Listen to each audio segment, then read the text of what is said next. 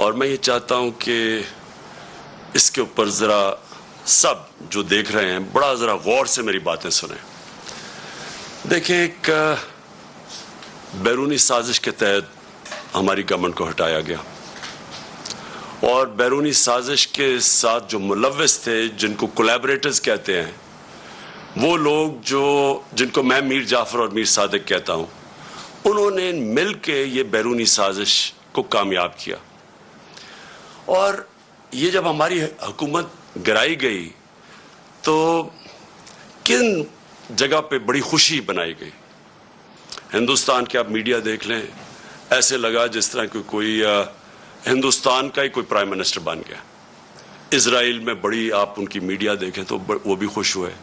और मगरिबी मीडिया जो मुझे जानता है, हिंदुस्तान का मीडिया भी मुझे जानता है, उनके अंदर भी एक रजीम चेंज को किसी ने उठाया नहीं, क्योंकि वहां बड़ा बुरा समझा जाता है कि बाहर से बैठ के किसी एक जमहूरियत को गिराया जाए। तो आज वो आगे चल रही है वो साजिश, और मैं उस साजिश की आज पहले एक चीज से शुरू करता हूं। इस खौफनाक साजिश के अंदर एक प्लान बना हुआ है कि मुल्क की सबसे बड़ी पॉलिटिकल पार्टी को अपनी फौज के साथ लड़ा दिया जाए। यानी हमें और फौज को एक ऐसा पेश किया जाए कि हम एक दूसरे के कोई मुखालिफ हैं, और ये एक प्लान करके किया जा रहा है। मैं सिर्फ जो आप सब देख रहे हैं, मैं आपको याद कराना चाहता हूं कि जब हमारी गवर्नमेंट चल रही थी तो सबसे ज्यादा तनकीद जब आती थी हिंदुस्तान से मेरे ऊपर, तो वो ये क्या कहते थे कि इमरान खान फौजियों का, पाकिस्तानी फौज लेके आई हुआ है, उनका पुतला है। सबसे ज्यादा ये करते थे, और मुसलसल उनको तकलीफ थी कि जी ये फौज और गवर्नमेंट एक ही पेज पे चल रही है। आपको पता नहीं इस चीज का इल्म है या नहीं, या याद हो या ना हो, कि एक हमारे सोशल मीडिया के जुनूनी नौजवानों ने एक चीज, एक बेनकाब किया जिसको कहते थे यूरोपियन यूनियन की डिसइंफॉर्मेशन लैब। ये क्या थी? इसमें तकरीबन 800 फेक साइट्स थी, और ये फेक साइट्स क्या कर रही थी?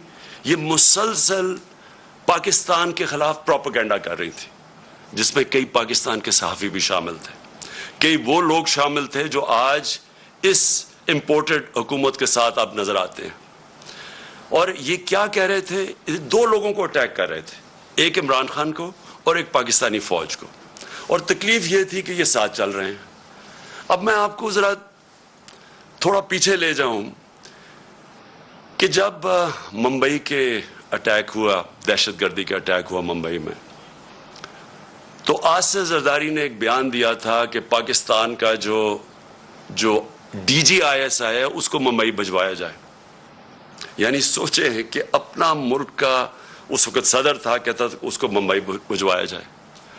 और फिर यही आसिफ जरदारी हुसैन हक्कानी के जरिए अमरीकनों को मैसेज पहुंचाता है कि अमरीकनों को कह रहा है कि पाकिस्तान की फौज से आसिफ जरदारी को बचाएं। और दूसरी तरफ नवाज शरीफ, यही जब मुंबई अटैक्स हुए तो इसने, नवाज शरीफ सबसे पहले बोला कि वो जो एक लड़का वो कौन से गांव में था पाकिस्तान में जिधर से अटैक हो। इसने किम बाकर को एक इंटरव्यू दिया था, और इसने उस इंटरव्यू में बता दिया कि वो पाकिस्तान से है। यानी पहले ही एक बहुत बड़ा एक पाकिस्तान के खिलाफ एक मुहिम चली हुई थी, और खास तौर पे ISI और पाकिस्तानी फौज को टारगेट किया जा रहा था। तो नवाज शरीफ ने पहले कहा ये। फिर डॉन लीक्स क्या थी? डॉन लीक्स के अंदर नवाज शरीफ, इसकी गवर्नमेंट बाकायदा ये कहती है कि जो दहशतगर्दी हिंदुस्तान के खिलाफ हो रही है उसमें पाकिस्तान की ISI मुलव्वस है, पाकिस्तान की फौज। और नरेंद्र मोदी बार बार पाकिस्तान के सिपा सलार जो तब थे, जनरल रहील, बार बार ये कहते थे कि वो दहशतगर्द है, दहशतगर्दों का सरदार है। और नवाज शरीफ उसको शादी पे बुला रहा था, उसी नरेंद्र मोदी को।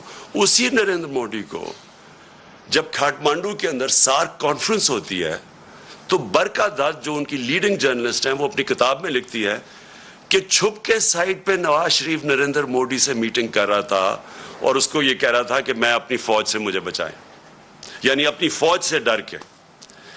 अब ये वो लोग हैं जो आज हमें कह रहे हैं कि हम जनाब गद्दार हैं। इन लोगों के पैसे बाहर पड़े हैं, इनकी अरबों डॉलर बाहर पड़े हुए हैं, इनकी करप्शन जो यहां से पैसा चोरी करके लेके गए उसके ऊपर दास्तानें लिखी हुई हैं, बैरून मुल्क किताबों में मेंशन है, बीबीसी की डॉक्यूमेंट्री में इनकी चोरी का मेंशन है कि यहां से चोरी करके पैसा बाहर लेके गए। यहां इनके ऊपर पता नहीं कितने करप्शन केसेस हैं। तो आज ये बताया जा रहा है कि हम अपनी फौज के खिलाफ हैं और ये अब मुहिब वतन वो पाकिस्तानी बन गए हैं जो कि आके हमें गद्दार कह रहे हैं। देखें, ये साजिश इतनी खतरनाक है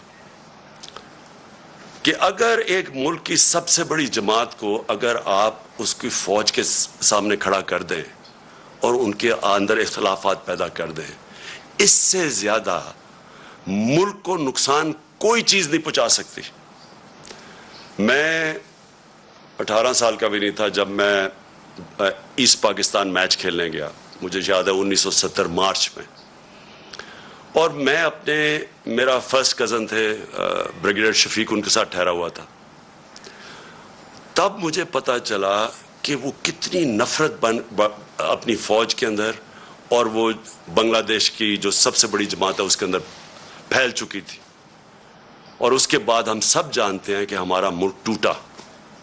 हमें पता है कि हमारा मुल्क जब आप एक सबसे बड़ी जमात और फौज के बीच में जो हुआ, ये पाकिस्तान की तारीख का सबसे अफसोसनाक वाकया कि हमारा मुल्क टूट गया। आज वही कोशिश की जा रही है।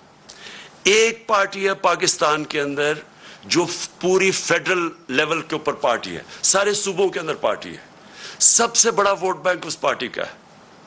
वो पार्टी ऊपर से लेके गिलगित से लेके कबायली इलाके से लेके कोयटा से लेके कराची, सिंध, पंजाब, सारे मुल्क में आज वो सबसे बड़ी पाकिस्तान की पार्टी है। और ये साजिश की जा रही है, और साजिश वो लोग कर रहे हैं जो उस बैरूनी साजिश का हिस्सा हैं, कोलैबोरेटर्स हैं वो। और वो साजिश क्यों कर रहे हैं अब मैं बताऊं। हुआ क्या, पहले हमारी गवर्नमेंट गिराई गई, इन्होंने समझा कि खत्म हो जाएगा, यहां जब गवर्नमेंट जाती है लोग मिठाइयां बांटते हैं, वो पब्लिक सड़कों के ऊपर आ गई। फिर हमने एक पुरअमन एहतजाज करना था 25 मई को, इन्होंने वो यानी अवाम के खिलाफ जो जुल्म किया है, यानी कभी इस मुल्क की तारीख में ऐसी हरकतें नहीं हुई। 2-2, 3 बजे लोगों के घरों में जाके वहां औरतों ना चादर ना चार दीवारी की फिक्र, वहां इन्होंने दहशत फैलाई। कभी ऐसी दहशत नहीं पाकिस्तान में फैलाई गई जिस तरह की शेलिंग की फैमिलीज पे, लोगों पे, यानी जो इन्होंने कर सकते थे वो जुल्म किया। और उसके पीछे एक ही सोच थी कि इसको क्रश कर दो पार्टी को। इनके मम्मी डैडी टाइप लोग हैं, ये जब हम पूरा जोर लगाएंगे, इनको डराएंगे, ये सारे घरों में बैठ जाएंगे। उसके बाद आ गया बाय इलेक्शन कमीशन पूरी तरह इनके साथ मिली हुई, उसने हर हरबा इस्तेमाल किया उनको जिताने के लिए नून लीग को। एडमिनिस्ट्रेशन सारी उनके साथ मिली हुई, पूरी इन्होंने कोशिश की वो इलेक्शन, और ये इनको पूरा एतमाद था कि वो इलेक्शन जीत जाएंगे। इस तरह की पब्लिक निकली कि पाकिस्तान की तारीख में कभी बाय इलेक्शन क्या, जनरल इलेक्शन में इस तरह पब्लिक नहीं निकली। और सारे जो मंसूबे थे इनके फेल हो गए, और ये सारी जमातों ने मिलके इलेक्शन लड़ा और वाइप आउट हो गई पंजाब से। उसके बाद और खौफ मजीद आ गया इनको। और अब ये जो अब मरहला जिसमें हम अब आ रहे हैं, ये अब वो मरहला है। अब ये क्या कोशिश कर रहे हैं, पहले तो ये जो सारा पूरी कैंपेन की हुई है कि किसी तरह हमारी और फौज के बीच में हमारी लड़ाई शुरू हो जाए। दूसरी चीज कि इन्होंने अब पूरा प्लान बनाया हुआ है कि हमें पार्टी को तोड़ने का। प्लान का सबसे पहली चीज आपके सामने आ गया, इलेक्शन कमीशन ने जो ये फॉरेन फंडिंग केस है। अब फॉरेन फंडिंग केस के अंदर कुछ भी नहीं है, ये सिर्फ ये कहने की कोशिश कर रहे हैं कि बैरून मुल्क पाकिस्तानी जब वो पैसा भेजते हैं तो वो फॉरेन फंडिंग है। वो पार्टी जिसकी पाकिस्तान की तारीख में पहली दफा जिसने एक बाकायदा पॉलिटिकल फंड रेजिंग की है, जिसका कोई इस मुल्क के अंदर कोई ना कभी किसी ने पहले की, और ना ये वो पार्टीज जिनके सरबराहों को लोग करप्ट समझते हैं वो कभी फंड रेजिंग नहीं कर सकती। तो वो पार्टी जिसने पॉलिटिकल फंड रेजिंग की, जिस पार्टी ने बाकायदा 40,000 डोनर्स के नाम दिए हुए 2012 में, 40,000 लोग, वो लोग खुद कॉल करके कहते हैं कि हाँ हम डोनर हैं। उनमें से कई लोगों को इन्होंने बता दिया कि जी कोई फॉरेन नेशनल वगैरह, जो उनको कई पाकिस्तानियों को बना दिया कि जी ये तो गैर मुल्की है। वो पार्टी जिसने फंड रेजिंग की, जिसकी सारी ऑडिट रिपोर्ट्स हैं, जिसकी एक एक चीज हमारे सामने हमने इनको इलेक्शन कमीशन को दी है, उस पार्टी के ऊपर सारा नजला गिर रहा है। और मैं बार बार कहता जा रहा हूं कि हम 4-5 साल से कह रहे हैं, बल्कि अदालत भी कहे उनको बैठी है कि इन पार्टीज की इकट्ठी, अगर आपने ऑडिट करना है फंड रेजिंग तो इकट्ठी करें। मैं सिर्फ इसलिए कह रहा था, मैं क्यों चाहता हूं कि इकट्ठी हो, क्योंकि मुझे पता है हमने कैसा पैसा इकट्ठा किया है। मुझे पता है कि हमने क्योंकि लोगों ने हमें पैसे दिए हुए थे, हमने अपनी सारी ऑडिट रिपोर्ट्स, पूरी हमारी बुक्स तैयार है। मुझे इतना भी पता है कि इन दो पार्टीज के पास कुछ भी नहीं है, ना इनके पास किसी ने इनको पैसे दिए आज तक, ना कोई पैसे देगा इनको, ना इनके पास कोई ऑडिट रिपोर्ट्स है, ना इनके पास कोई बुक्स हैं, ना इनके पास कोई डोनर बेस है। यानी किधर से पैसा आया इनके पास? यही इलेक्शन कमीशन अदालत के ऑर्डर के बावजूद इन्होंने सिर्फ तहरीक इंसाफ को कटहरे में खड़ा किया हुआ, और इतनी झूठी रिपोर्ट बनाई है, ऐसी ऐसी चीजें उस रिपोर्ट में लिखी है जो जिस दिन मैं चैलेंज करता हूं, जिस दिन इसके ऊपर सही माने में अदालत के अंदर ये तफ्तीश होगी, मैं ये चैलेंज करता हूं कि पाकिस्तान में ये साबित होगा कि एक पार्टी ने इस मुल्क के अंदर सही माने में पैसे इकट्ठे किए हैं, जो पॉलिटिकल फंड रेजिंग होती है।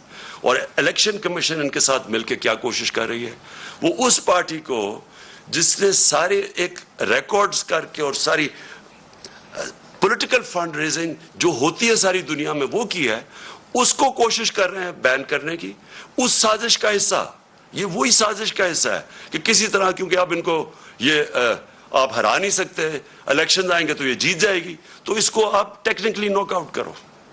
तो एक वो इन्होंने आरिफ नकवी का नाम ले लिया। 2012 में मैं सिर्फ अपनी कौम को बताना चाहता हूं कि पाकिस्तान का जो राइजिंग स्टार था, जो इस मुल्क में सबसे तेजी से इंटरनेशनल सीन के ऊपर, जो फाइनेंस के तेजी से ऊपर जा रहा था, उसका नाम आरिफ नकवी था। उसने कराची इलेक्ट्रिक, हमने नहीं उसको कराची इलेक्ट्रिक की प्राइवेटाइजेशन की, वो इन दो पार्टीज के दौर में वो उसको कराची इलेक्ट्रिक की उसको दी गई थी प्राइवेटाइजेशन में, और उसकी बिल गेट्स उसको पैसे उसको इन्वेस्ट कर रहा है उसके फंड के अंदर, वो प्रिंस चार्ल्स की चैरिटी को पैसे दे रहा है। और ये इलेक्शन कमीशन कह रही है हम 2012 की बात कर, कहती है 2018 में वो फ्रॉड उसके ऊपर चार्जेस लगे। यानी इस लेवल पे इन्होंने जाके कोशिश की है कि किसी तरह हमें डिस्क्रेडिट करे, और मेरा नाम ले दिया कि जी उसने सर्टिफिकेट दिया हुआ है और वो उसने कंसील किया अकाउंट्स।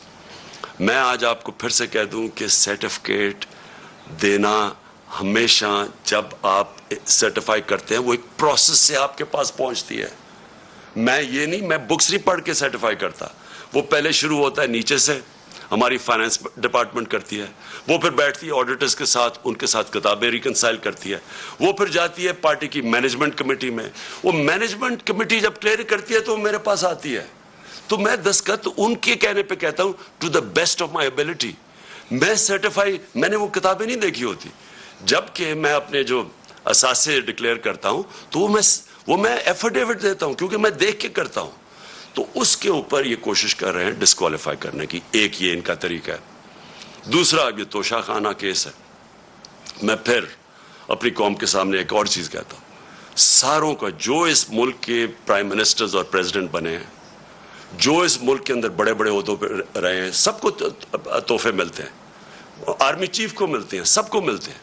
सारों को इन्वेस्टिगेट करें, कि क्या लीगली जो भी उन्होंने काम किया है कानून के दायरे में किया है या कोई चीज गैर कानूनी की है। मैं आज फिर आपको कहता हूं, जिस दिन ये होगा सारी चीजें मैंने कानून के बीच में की हैं और मुझे पता है कि किन को उन्होंने कानून के दायरे में नहीं रह के की। आसिफ जरदारी ने 3 गाड़ियां ली हैं वहां से तोशाखाना से, जो कि आप नहीं ले सकते। मुझे भी एक गाड़ी मिली थी, आप गाड़ी तोशाखाना से नहीं निकाल सकते। आसिफ जरदारी ने 3 महंगी महंगी गाड़ियां और नवाज शरीफ ने 1 ली है, और ये बिल्कुल गैर कानूनी है। तो मैं ये चाहता हूं कि इसके ऊपर भी आए।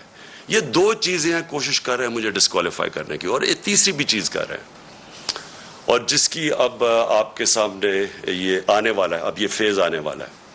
अब इनकी कोशिश ये है कि किसी तरह इमरान खान की किरदार कुशी की जाए, क्योंकि एक तरीका पार्टी को खत्म करने का या पार्टी को डिस्क्वालीफाई करो वो मुश्किल है, दूसरा है कि इमरान खान के ऊपर किरदार कुशी करो और किसी ना किसी तरह फंसाओ किसी केस में।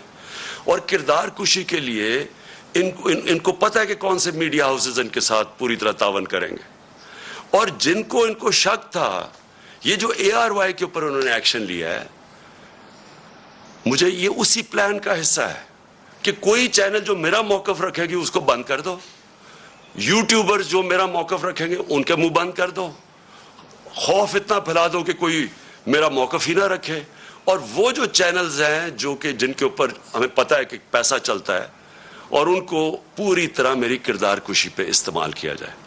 और ये इनका प्लान है। अब ये प्लान शुरू हो रहा है, ये जो ARY से हुआ ये उस प्लान का हिस्सा है, और ये अभी यूट्यूबर्स पे आएंगे, अभी ये सोशल मीडिया के ऊपर आएंगे, कोशिश करेंगे कि पूरा मुंह बंद कर दिया जाए और पूरी तरह एक इमरान खान को पब्लिक के अंदर जलील किया जाए।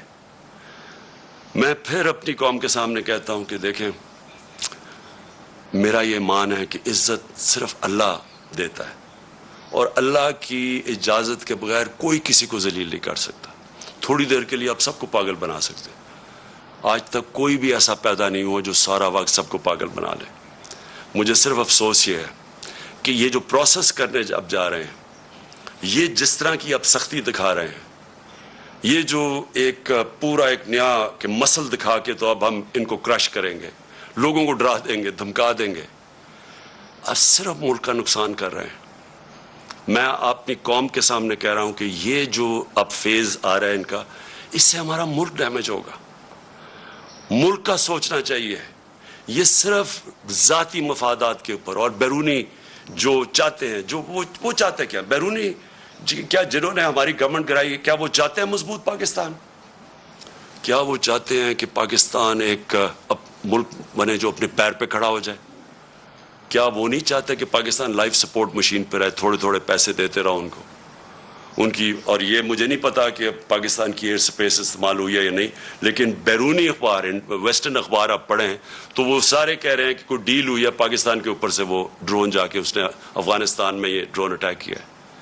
अगर हम ये कर रहे हैं कि जी थोड़े से पैसे मिल जाएंगे उसे, मैं फिर अपनी कौम को कहना चाहता हूँ, देखें हमने 80 की दिहाई में पूरी मदद की, ठीक है, उस वक़्त मुजाहिद थे हम, हमारे हमसाय मुल्क पे किसी का दूसरे मुल्क का कब्ज़ा था, लेकिन हम इस्तेमाल हुए। जैसे ही वो वहाँ से कब्ज़ा हटा तो हमारे ऊपर सैंक्शंस लग गई थी। यहाँ 50 लाख रेफ्यूजीज थे पाकिस्तान में, यहाँ क्लैशनिकोव और ड्रग्स आ गई थी, यहाँ सेक्टेरियन ग्रुप्स, मिलिटेंट ग्रुप्स आपस में लड़ना शुरू हो गए थे। उससे पहले और पाकिस्तान था, अफगान जहाद के बाद पाकिस्तान बदल चुका था। फिर हमने उनकी मदद की, और सबको पता है कि जब वॉर ऑन टेरर में धमकी मिली और हमने उनकी मदद की, क्या मिला पाकिस्तान को? उससे $20 अरब मिला। तो जो नुकसान पाकिस्तान का हुआ, जो 80,000 लोग हमारे कुर्बान किए गए, जो हमारे फौजियों ने शहादतें दी, तो किस लिए हमने किया? हमें तब भी ये इस्तेमाल किया गया, धमकी मिली, हमारे में हमारे घुटने गोडों में जान ही नहीं थी कि खड़े हो कि हम एक खुददार कौम की तरह उनका फेस करते। हम फिर झुक गए और बड़ी भारी कीमत कौम ने अदा की उसकी। छोटी से एलीट है जिनको पैसे, वो जो पैसा आता है वो बाहर भिजवा देते थे, उनके बैंक अकाउंट्स बढ़ते रहे, लेकिन कौम को तो नुकसान हुआ। अभी भी मुझे खतरा है कि अगर हम ये थोड़े से डॉलर्स के लिए उस एजेंडे का हिस्सा भी बन जाए और वो उस एजेंडे से हम फिर किसी कॉन्फ्लिक्ट में फंस जाए, किसी किस्म के इंतशार में फंस जाए हमारा मुल्क, तो आखिर में हमें माजी से पता है कि फ़ायदा थोड़ा होता है, नुकसान बहुत ज़्यादा होता है। और अभी भी मैं ये आज ज़रूर कहना चाहता हूँ कि ये जो हम देख रहे हैं टीटीपी की एक्टिविटीज़ पख्तूनख्वा में, और हम देख रहे हैं उन्होंने टारगेट कर रहे हैं, मेरे कई तहरीक इंसाफ के वज़ीर और मेरे एमपीज़ मुझे बता रहे हैं कि उनको धमकियाँ आ रही हैं अब टीटीपी की तरफ से। मैं इसके ऊपर भी मुझे हैरत है कि उन दिनों में तो जब टीटीपी एक्टिव थी तो वो तो ये कहती थी कि जो अमेरिका के कोलैबोरेटर्स हैं हम उनके खिलाफ हैं, इसलिए हम अटैक कर रहे हैं। तो यहाँ तो वो गवर्नमेंट है जो एक आज़ाद पाकिस्तान चाहती है, तो उसको क्यों टारगेट किया जा रहा है? मुझे इसमें भी एक साजिश नजर आ रही है। मैं समझता हूँ ये भी एक साजिश के तहत गेम चल रही है हमारी पार्टी को कमज़ोर करने के लिए। और वो जो एक बैरूनी साजिश वो चाहते हैं कि कमज़ोर हमारी पार्टी जितनी कमज़ोर हो उसके बाद उनके लिए आसान होगा मुल्क को कंट्रोल करना। तो मैं और फिर आता हूँ शहबाज गिल के ऊपर। देखिए, शहबाज गिल ने जो कहा और अगर वो कानून के खिलाफ था तो बड़ा आसान है उसका। हमारा आइन मुल्क का, हमारा कानून एक प्रोसीजर बताता है कि उसके ऊपर चार्ज लगाएं, उसको मौका मिले अदालत में जाके अपनी सफाई पेश करने का। और क्या उसने किस कॉन्टेक्स्ट में कहा, क्या कहा, उसे हर इंसान को हर दुनिया की कानून का निज़ाम उसको मौका देता है अपनी सफाई पेश करने। लेकिन जो ये हुआ, उसकी गाड़ी को शीशे तोड़ दिए, उसको जिस तरह उठाया, उसके ड्राइवर को मारा गया, पता ही नहीं किधर गायब हो गया वो, हम ढूंढते फिर रहे हैं, पता चलवा रहे हैं कि जी वो किधर जी गया। ये कौन से कानून और आइन के मुताबिक हुआ? और मैं अपनी पार्टी की तरफ से वाजे कर दूं, हमारा क्योंकि फिर से जीना मरना इस मुल्क में है। मेरे कोई बैरूनी मुल्क के साथ से नहीं पड़े कि मैं जब मुश्किल पड़े तो बाहर भाग जाऊं। मैंने तो जीना मरना यहाँ है, मेरा तो कुछ नहीं बाहर। हमारी तरह के लोगों को ज्यादा इस मुल्क की फिक्र है, और जिसको इस मुल्क की फिक्र है वो चाहता है कि उसकी फौज मुल्क का एक मजबूत इदारा बने। वो कभी नहीं चाहेगा कि उसका मुल्क का इदारा कमजोर हो। वो लोग जिन्होंने इस मुल्क से क्या किया था पहले, मैं ये चाहता हूं कि आज अब एक छोटा सा क्लिप देख लें। मैं सिर्फ चाहता हूं, इससे बहुत बड़ी स्टेटमेंट्स है हमारे पास, लेकिन मैं मीडिया के लिए सिर्फ दिखाना चाहता हूं कि सिर्फ ये क्लिप देखें कि शहबाज गिल ने क्या कहा, और ये देख लें कि ये जो बड़े बड़े नाम आज फिर रहे हैं जो हमें कह रहे हैं गद्दार है, उन्होंने क्या कहा और उनके ऊपर क्या एक्शन लिया गया। यानी वो उन्होंने क्या कहा, क्या इलेक्शन लिया गया, और जो एक्शन लिया गया शहबाज गिल के ऊपर, ये जरा देखें। जनरल कमर जावेद बाजवा साहब, आपने हमारी अच्छी भली चलती हुकूमत को रुखसत करवाया, जजों से जोर जबरदस्ती से फैसले आपने लिखवा कि मुल्क तोड़ने वाले फौजी जर्नैल, उनकी लाशों को पाकिस्तान के झंडों में लपेटकर उनको दफनाया गया। रखो कराची के बहन भाइयों, एक या दो अफराद इदारा नहीं हुआ करते। एक या दो अफराद इदारों की बदनामी का बायस बना करते हैं, और जब वो इदारे की आड़ लेते हैं तो उसमें फिर इदारे के ऊपर नाकाबिले तलाफी नुकसान होता है।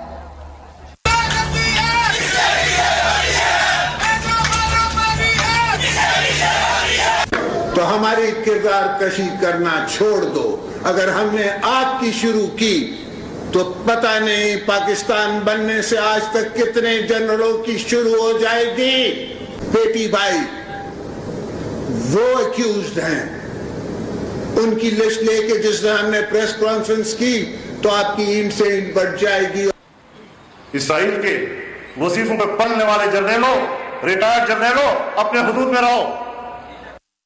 काम की हड्डियों से गोश्त तक जो है इन्होंने निचोड़ लिया है और उतार लिया है। अभिनंदन की क्या बात करते हैं। चीफ ऑफ आर्मी स्टाफ तशरीफ लाए, पैर कांप रहे थे, पसीने माथे पे थे। शाह महमूद साहब ने कहा कि खुदा का वास्ता है अब इसको वापस जाने दें, क्योंकि 9 बजे रात को हिंदुस्तान पाकिस्तान पे अटैक कर रहा है। वो कोई हिंदुस्तान ने अटैक नहीं करना था, कुछ नहीं होना था, सिर्फ घुटने टेक के। अब तो मैं चाहता था कि आप खुद ये सुन लें, इससे बहुत ज्यादा क्लिप्स हमारे पास हैं, और मैं इसलिए चाहता था कि आप ये सारे सुन लें कि इनके अगेंस्ट क्यों कोई एक्शन नहीं लिया गया। ये तो क्लिप्स अभी अवेलेबल है क्या इनके ऊपर तो एक्शन पहले भी लेना चाहिए। जो ये सारा डॉन लीक्स था और जो मेमो गेट था, क्या ये लोग आज ठीक हैं? और हम वो पार्टी जिसने आज तक सिर्फ अपना मुल्क का सोचा है, जिसने इस सारी जो जद्दोजहद हमारी हुई है, आप यकीन करें कि अगर कोई भी, जिस तरह हमने ये मुश्किल वक्त से गुजरे हैं, जो हमारे ऊपर मुश्किलें गुजरी हैं, मैं आज आपको कहता हूं कि हमने हर वक्त सिर्फ और सिर्फ पाकिस्तान का सोचा है। हमारे पास इस वक्त स्ट्रीट पावर है, हम सारे पाकिस्तान को बंद कर सकते हैं। हमें सिर्फ के मुल्क के माशी हालात आज ऐसे हैं कि हमें अपने मुल्क की फिक्र करनी चाहिए, और इसलिए हर चीज मुजाहरे भी करते हैं तो पुरअमन। सिर्फ 25 मई को हमारा पुरअमन मुजाहरा था जब इन्होंने हमारे पर इंतहा का जुल्म किया। आज तक कोई एक बताया कि हमने अपने मुल्क में कोई तोड़ फोड़ की, कोई हमने अपने मुल्क को नुकसान पहुंचाने की कोशिश की, जबकि ये वो लोग हैं जिन्होंने और जो चीजें छोड़े, जो इन्होंने इस मुल्क को लूट के बाहर पैसा लेके गए हैं। ये कैसे मुहिब वतन हो गए? तो मैं आखिर में मैं सिर्फ ये चाहता हूं कि ये जो कोशिशें हो रही हैं साजिश करके एक मुल्क की सबसे बड़ी जमात को तोड़ने की, हमारे लोगों को तोड़ने की भी आ रही है, और कि इलेक्शन में किसी तरह ये इतने कमज़ोर हो जाएं कि जब ये इलेक्शन हो, और इलेक्शन की प्लानिंग कर रहे हैं कि ये इतने कमज़ोर हो जाएं और फिर नवाज शरीफ आए वहाँ से इंग्लैंड से, और उसके बाद कहें कि जी देखें इमरान खान को भी डिस्क्वालीफाई हो सकता है और वो भी हो सकता है, हम दोनों को एक मिला दें, और उसके बाद ये फिर वही इसी इलेक्शन के ज़रिए इलेक्शन करवाएं। ये गेम है बेसिकली कि किसी तरह हमें छोटा करके कट टू साइज करें। मेरा अगला सवाल ये है, जो भी ये प्लानिंग कर रहे हैं, क्या ये पाकिस्तान के लिए बेहतर है? क्या पाकिस्तान इसमें से इस दलदल से निकलाएगा? पाकिस्तान को तो इस वक्त सबसे ज्यादा जरूरत पॉलिटिकल स्टेबिलिटी की है, कि एक तकड़ी गवर्नमेंट आए, स्टेबल गवर्नमेंट अवाम की पावर से, जो फिर इस मुल्क को इस दलदल से निकाल सके। क्या इसमें अगर ये जो प्लान बन रहा है, क्या इसमें पाकिस्तान में पॉलिटिकल स्टेबिलिटी आ जाएगी? और जो भी ये प्लान बना रहा है, क्या उसको अपनी जात का सोच रहा है या मुल्क का सोच रहा है? ये सिर्फ थोड़े से लोग अपनी जाती मफादात के लिए इस मुल्क को उधर लेके जा रहे हैं, और मुझे अफसोस से कहना पड़ता है कि खुदा ना खास्ता ये उधर ना चला जाए कि हम सब के लिए उसको निकालने के लिए अपनी और नेशनल सिक्योरिटी कॉम्प्रोमाइज़ कर दें। अभी भी मुझे ख़तरा ये है कि अभी भी हम कोई ऐसे फैसले ना कर लें जिससे हमारी नेशनल सिक्योरिटी कॉम्प्रोमाइज़ हो।